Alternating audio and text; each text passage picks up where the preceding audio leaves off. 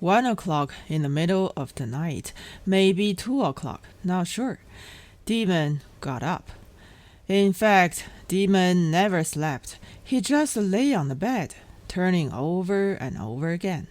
The first is pain, the second is anger. With these 2 points, he couldn't sleep anymore.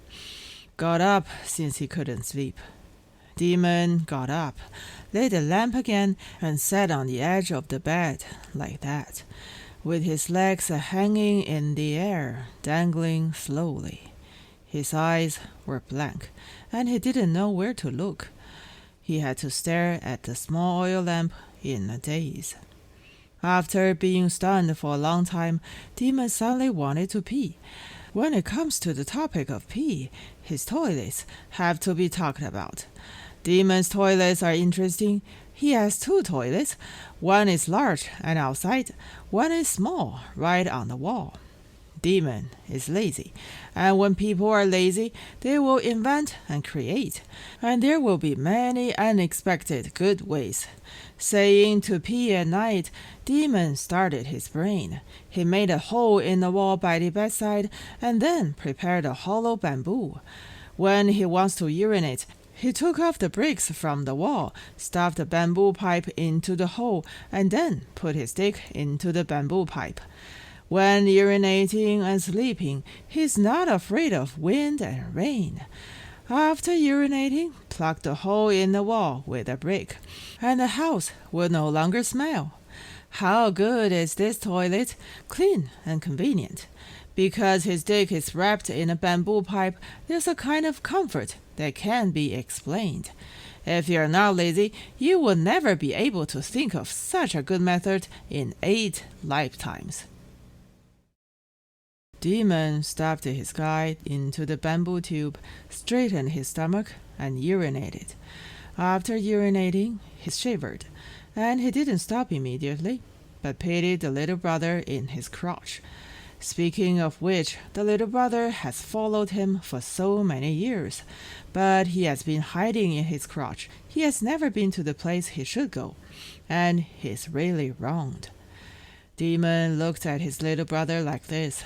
Staring at him, the more he stared, the sadder he became. Then, not knowing if he pitied himself or his little brother, Demon knows that as long as he does not leave one village, his little brother will never have hope.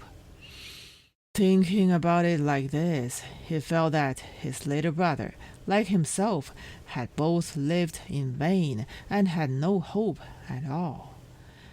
Demon touched it with his hand and expressed his apologies to it. Just a few touches, the situation suddenly took a wonderful change, but the little brother was optimistic and happy for no reason. It became bigger, hotter, and straighter. A heartless thing, not being a family member, you don't know everything expensive. You're too blind and too naive. It's been like this. What are you still shaking your head for? Demon blew out the small oil lamp and got back into the bed, left it alone. But the little brother just stood there and became a small steel cannon. You don't even have an enemy. What's the point of you being murderous? You go ahead and trouble yourself. Demon ignored him. But the little brother was so hard and stony that he really couldn't sleep this night. Demon could only get up again, put on his shoes, and hesitantly beside the bed in the darkness. After walking back and forth 7 or 8 times like this, the situation became serious. Demon felt that there was a very fatal problem in his body, and there was electricity running around. In just a moment, Demon was set on fire, burning with lust. Yes, lust. Demon grabbed himself and rubbed it hard. He wanted to solve this problem by himself. Let it make trouble, fail, make trouble, and fail again until it perishes. It cannot be said that Demon did not work hard. Demon did, or even tried his best, but he couldn't get it out. Just couldn't. This is troublesome, and the more urgent it is, the worse it will be. Demon came to the wall, touched the bamboo pipe, and the little brother pushed in at once. He's going to pee himself in this chic way. Only be allowed to succeed, not allowed to lose. He concentrated all his strength around this little brother, pushing forward rhythmically and elastically, patiently and fiercely. The bamboo tube rubbed against his skin, and he felt pain. But this kind of pain is of quality, the kind of pain that has a purpose. It needed and desired it desperately. Demon thought, consider this bamboo tube as a Wu Manling. It is Wu Manling. He, Demon, is going to fuck her. Never give up until the goal is achieved. Dunfang is right. I'll fuck her. See if I dare. I don't believe I can't. Dunfang's words are a lighthouse, a torch, and the sun.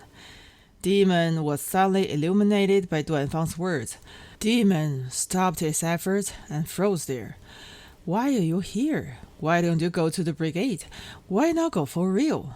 For real is good. Really must be better than the bamboo pipe. What are you afraid of? What is there to be afraid of? Demon pulled himself out of the bamboo pipe, rejoicing at his bold decision. This would be an unprecedented feat. He couldn't even think about it before. Demon suddenly cheered up, high-spirited and also calm. He felt that he suddenly had dignity, very decent. It's the kind of steadiness of respecting himself. Demon put on his coat and carried it on his shoulders a few times. Although he can join the army, he has already joined the army in terms of quality. He is a warrior. It can also be said that he is a calm general. Wu Manling slept soundly. It was 1 o'clock in the middle of the night, maybe 2 o'clock. It's hard to say. There was a knock on Wu Manling's door. Wu Manling woke up and asked, "Who is it?" Demon said, "Me." Wu Manling asked again and heard that it was Demon. Wu Manling put on her padded jacket and got out of bed. Wu Manling has a principle in her work.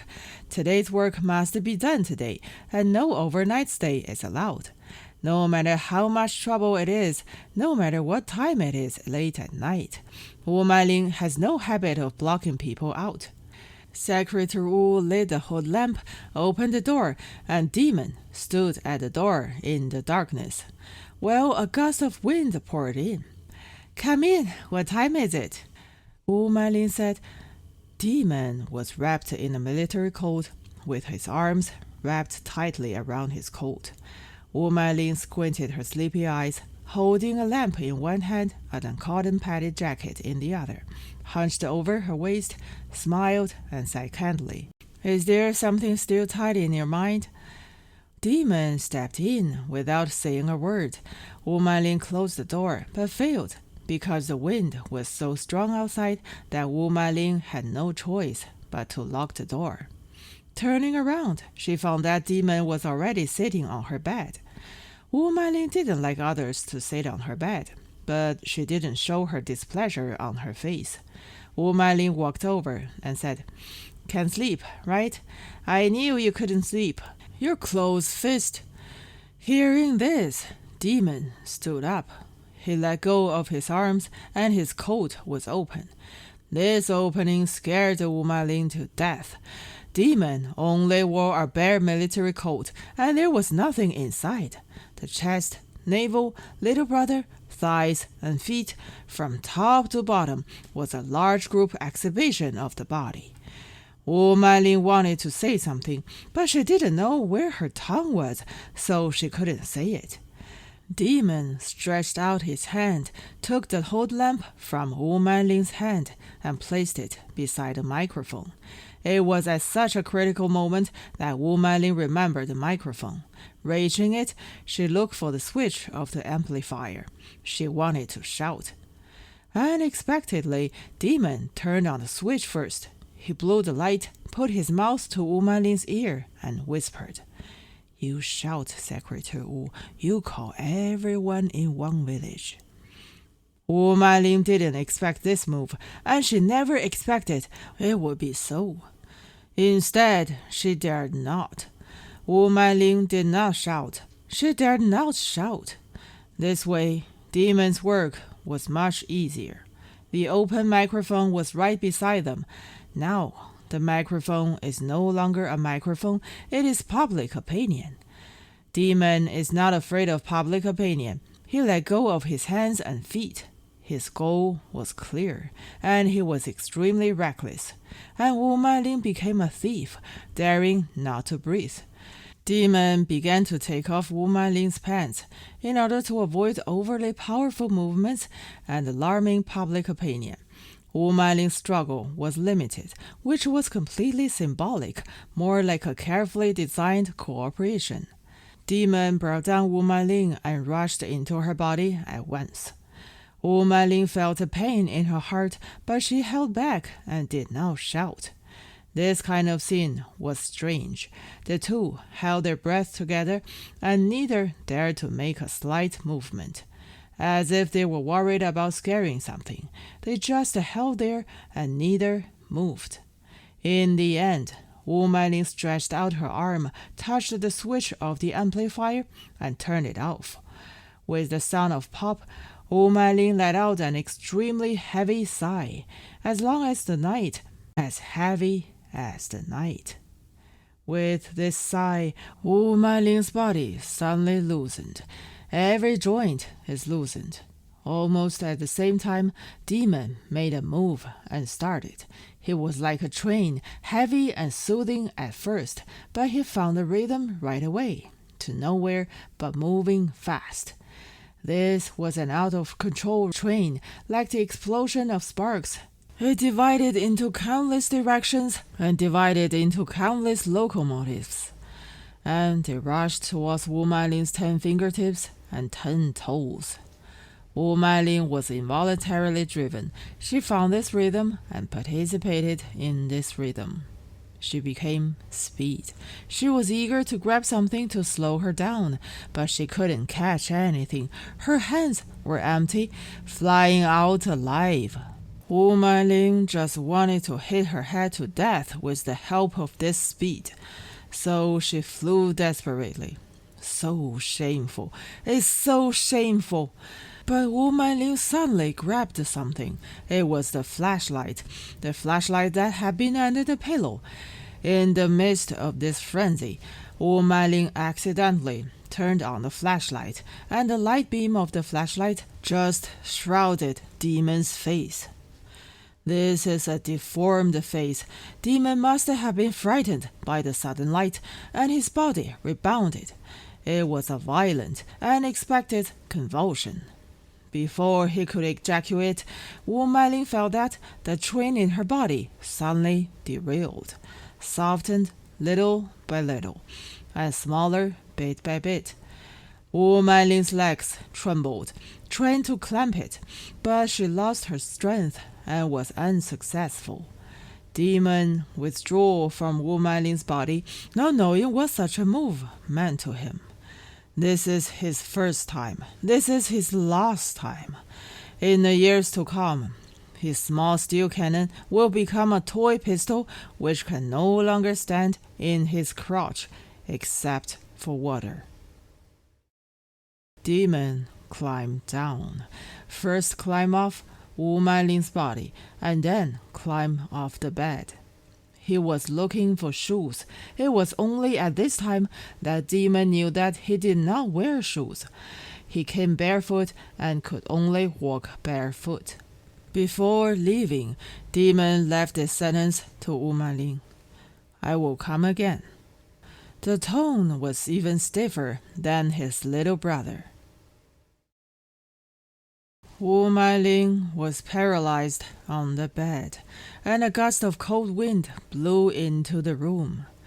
Wu Manling, like a piece of wood, got out of bed, closed the door, and bolted it tight. She pushed against it with her back. It was only now that Wu Manling woke up from the nightmare. This nightmare came too abruptly and left just as abruptly. But It seemed a little fake. Wu Manling can only recall it little by little and think about it little by little. She came to the bed and turned on the flashlight. The sheets were completely indecent, and the sheets confirmed that it wasn't fake, it was real. The rattled and shameful folds were proof. There was a red pool in the middle of the sheets, which was also evidence. This pool of bright red, Wu Manling knew it was her own blood. She knows. This pool of blood reminded Wu Manling that she was in pain, a kind of tearing pain. Wu Manling knelt on the bed sheet, bowed like a shrimp, and curled up. She buried her whole body under the quilt. She looked at her own blood according to her own blood. Sadness and humiliation welled up. Tears welled up. Tears were hot, but cheeks were hotter. This time her tears turned cold. Wu Manling grabbed the quilt and covered her face tightly. After doing all this, Wu Manling started her howling. The quilt filled her voice with obscurity and bluntness, so that only she could hear it, and it was safe to do so. After crying, Wu Manling stretched out her hand and stroked her body until she touched her lower body, which made her more and more sad. It is the kind of sadness that can only be triggered by irreversible. So she lost her virginity. Her virginity was eaten by dogs. At such a moment, Wu Manling remembered an extremely important sentence: eaten by a dog. Wu Manling pulled a corner of the quilt, stuffed it into her mouth, and said in a voice almost shouting, "Eaten by a dog! Eaten by a dog! Eaten by a dog!" Duanfang came to the brigade early in the morning. In fact, he hadn't slept well that night either, and his heart was getting more and more hopeless. He mustered up his courage and had to stop Secretary Wu at the door early in the morning to discuss the matter of becoming a soldier. After a night of pondering, Duanfang seemed to see some prosperous. Demon was shot dead by Wu Manling, and Duanfang was frightened to a certain extent. However, there's a fact that Duanfang cannot ignore. Demon is demon, and Duanfang is Duanfang. They are not related at all. Instead, hope has grown. On the issue of being a soldier without a competitor, Duanfang actually has more certainty. Thinking of this, Duanfang is optimistic. Of course, still apprehensive. Who knows what Secretary Wu thought? Wu Manling's door was locked early in the morning, which was unusual. Did she go to the coming meeting? Duanfang stayed at the gate of the brigade for a while, took the lock in his hand, played with it for a while, and had to go back. When it was time for lunch, Duanfang came to the brigade again, but Wu Manling's door was still locked. Where has she gone? Out of boredom, Duanfang had to go to the window, stood on tiptoe, put his hand on his forehead, and looked into Wu Manling's room. At this time, Jinlong's wife happened to pass by and saw Duanfang. She didn't know what Duanfang was looking at, so she sneaked up. Jinlong came behind Duanfang, pulled at the hem of Duanfang's shirt, and asked, "Like a thief, what are you peeking at?" Duanfang felt embarrassed after she said this, blushed, laughed, and said, "I'm looking for Secretary Wu." Jinlong said, "Isn't the door locked? What are you peeking at?" Duanfang said, "You can talk nonsense. I just look. How come is it peeking?" As soon as he spoke, he planned to leave. Jinlong was unforgiving, followed and warned, "Duanfang, this is a girl's room. I guard it for her. Next time, you are not allowed to peek. Do you hear me?" Duanfang knew that Jinlong was a dumb but kind-hearted person. He felt angry and funny, and even more embarrassed. He hurriedly nodded and said, "I see, sis." Dunfang had come to the brigade for the third time at dusk. Because of the lesson at noon, Dunfang did not come directly to Wu Manling's door, but stayed far away, standing under a tree and staring at the brigade. This time, Wu Manling's door opened instead. Dunfang's heart burst with joy. This time he didn't hesitate, took 3 steps to 2, and went there. As soon as he entered the door, his foothold was unsteady yet, and the dog had already pounced on him. Its mouth almost reached Dunfang's chest. Fortunately, there was an iron chain, otherwise it might have pounced on Dunfang's face. Since there was no preparation, Dunfang was frightened, and before he could calm down, the dog launched a second attack. Dunfang gave in and jumped out the door. Wu Manling called out, "Huang Si!" The dog began to growl aggressively, which separated Wu Manling and Dunfang. Wu Manling looked at Dunfang's embarrassed appearance, and a very bizarre thought suddenly popped up in her mind. Was it Dunfang last night? Maybe I missaw. If it was Dunfang, what would happen? Such a question was entangled and in depth. Wu Manling fell into it, eaten by a dog. Wu Manling stood in the room. The light was very dim, and her face was not so clear, ambiguous and trance. Her face was very bad, that's true. Dunfang was uneasy, quite uneasy. Wu Manling's face was his fate. It looked like things were going badly. Dunfang's heart sank all of a sudden, and he didn't know what to say anymore. Dunfang was standing outside the door. Wu Manling was standing inside the door, with a dog in between. The two looked at each other like that, saying nothing. The bad feeling spread, covering Dunfang, covering Wu Manling, and the dog who didn't know anything. Then didn't say anything anymore. Dunfang's face also became solemn. The two of them stood at the door of the brigade, with heavy expressions on their faces, with their own thoughts respectively. The sky dimmed in such silence, and some late winds came. It looked like it wouldn't work. Dunfang turned his head and left. After Dunfang walked away, Wu Manling came to her senses. She was about to follow, but the dog roared again. Forget it then. Dunfang was frustrated, extremely frustrated, and angry at the same time. He didn't go home, nor did he return to the pig farm, but went directly to Demon. Yesterday was the day when Demon was sentenced, and today it was his turn. It was getting dark so fast that Dunfang could no longer see himself, but Dunfang saw one thing, and that was fate.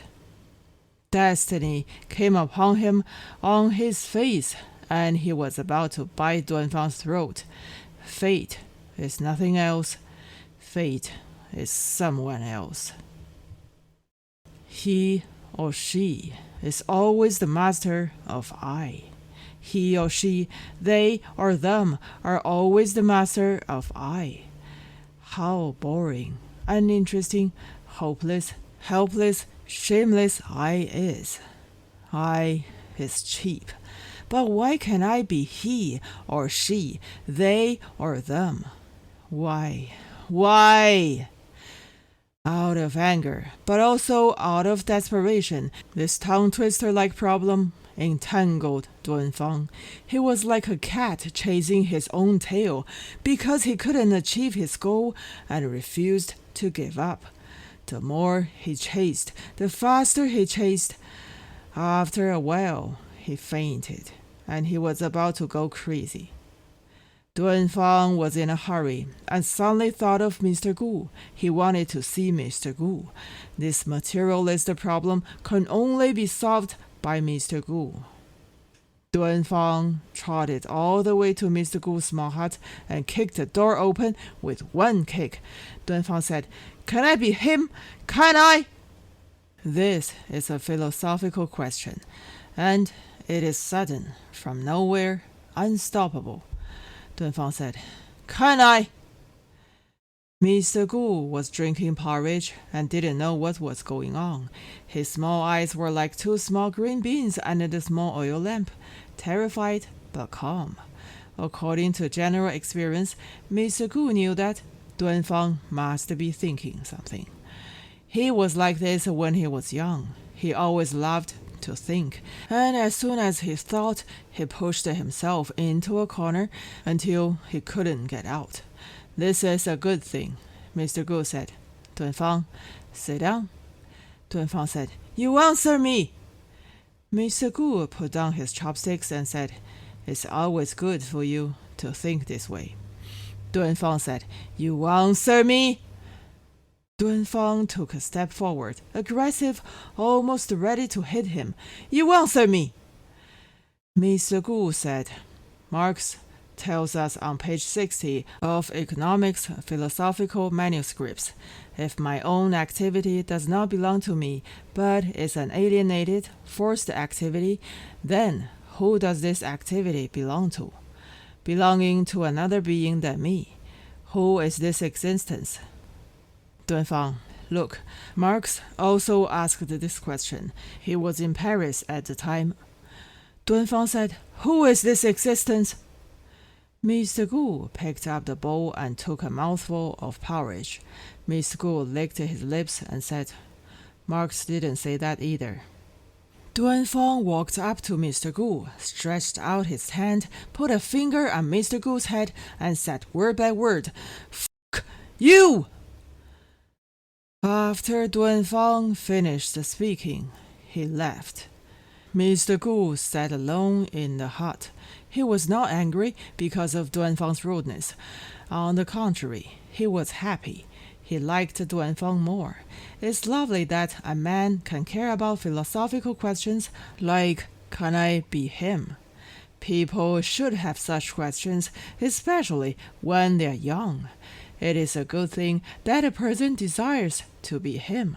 In the final analysis, the world is nothing but a process from I to he. In fact, there is no I in the world. I is just a pretense, a virtue, an excuse. I is not the essence, not the property of the world, and never has been. What is the truest state of the world is he. Only he. He is the ultimate human being, the only destination. Faith, religion, and politics all just do a simple job of making me doubt me, making me alert to me, making me guard against me, and ultimately, effectively transforming and evolving I. This is the most sophisticated manifestation of Darwinism in human society. Dunfang had such a budding thought at a young age, which is very valuable. Mr. Gu saw hope in Dunfang. Mr. Gu stood up and came to the door, wanting to chase Dunfang back and have a good chat. But Dunfang has long since disappeared. Mr. Gu stood in the darkness and smiled in the darkness. Mr. Gu said to himself, I is gone, but he is still there. Mr. Gu was very satisfied with his words. That night, Mr. Gu had a sweet dream about it. He dreamed that he laid a lot of eggs, which were almost pooped out. After pooping, he didn't have to wipe his butt. It was very enjoyable. Dunfang was so angry that he brought his anger to Demon. Because of the cold night, Demon was ill, lay soft on the bed, and was coughing violently. As soon as he saw Demon's ugliness, Dunfang immediately calmed down. After all, he was not the worst, and Demon was still with him. Thinking about it that way, Dunfang was much better. Dunfang wanted to comfort Demon, but when the words came up, he laughed and said, Would you like to eat dog meat? Wrong context. Demon didn't understand Duanfang's meaning. Looking at Duanfang, because of the high fever, his pupils were particularly bright. Duanfang said, "She got a dog. It's very big." "Who got a dog?" "Wu Manling." This time, Demon understood and suddenly sat up. Wu Manling brought a dog. This sentence was said by Duanfang, but Duanfang would never understand the complicated meaning of the words. On the contrary, Demon understood.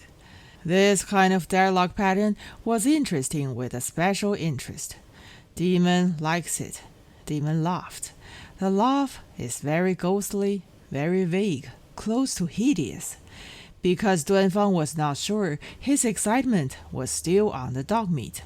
So he lowered his voice and said, "Why don't we eat it?"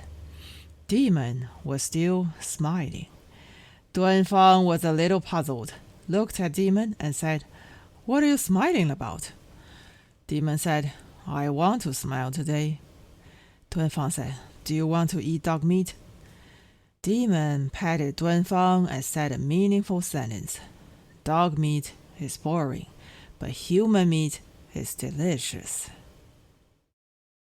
But Duanfang just wanted to eat dog meat. This night he was greedy, so greedy, that his mouth secreted an infinite amount of saliva, and nothing could stop it. Especially want to drink.